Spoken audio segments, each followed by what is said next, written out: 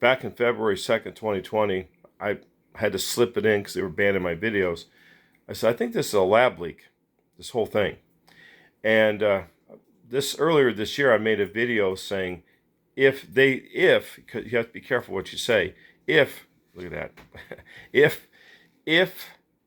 this was a lab leak, allegedly, if this potentially was a lab leak, what were they after? Why were they investigating? What were they thinking of? And I put a hypothesis out there. Maybe they're looking for the cure for cancer. Maybe they're looking for military applications. Maybe they're looking for life extension. Maybe it's all the above. And that video eventually got a hit against it. And they took it down. They gave my channel a strike. They said, one more and you're out. So I filed a petition against it and said, hey, I didn't violate your terms of service here. I didn't say, you can't, I said, sure, take the vaccine if you want to take the vaccine. You have to say all the right things or the algorithm will take you down. Well, to my surprise, they took the strike off my channel and they brought the video back. They had deleted it. And I said, I want my property back. That's my property.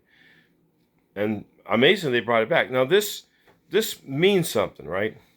So I put a video out there saying, what if this was a lab leak? It probably was, by the way.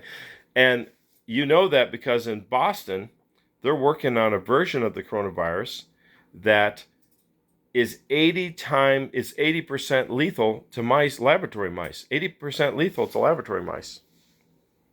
Why are they allowed to do that? And the scary thing is, it's not just the Americans doing it. What about the North Koreans or the Chinese, the Iranians? You don't think they're not working on these viruses? They are. We live in a world that's run by criminals and madmen. They're going to get us all killed.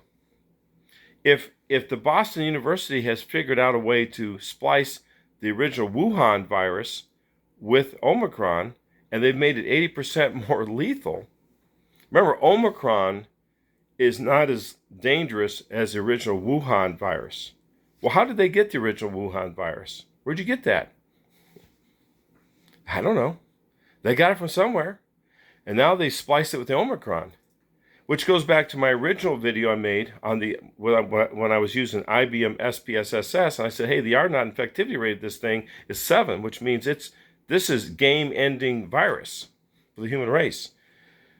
I think my prediction was a little premature because now they're building it in that lab in Boston.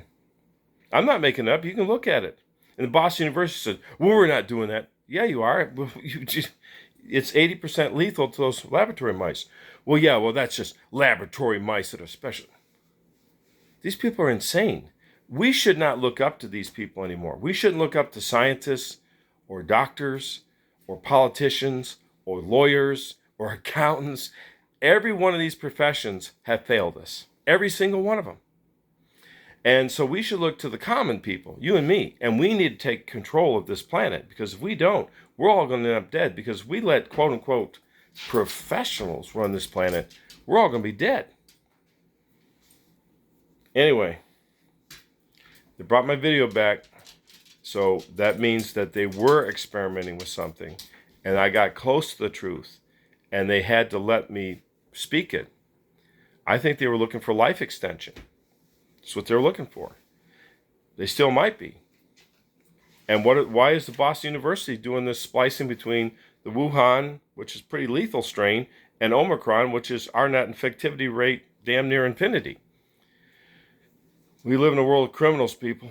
A world of criminals. God bless you all.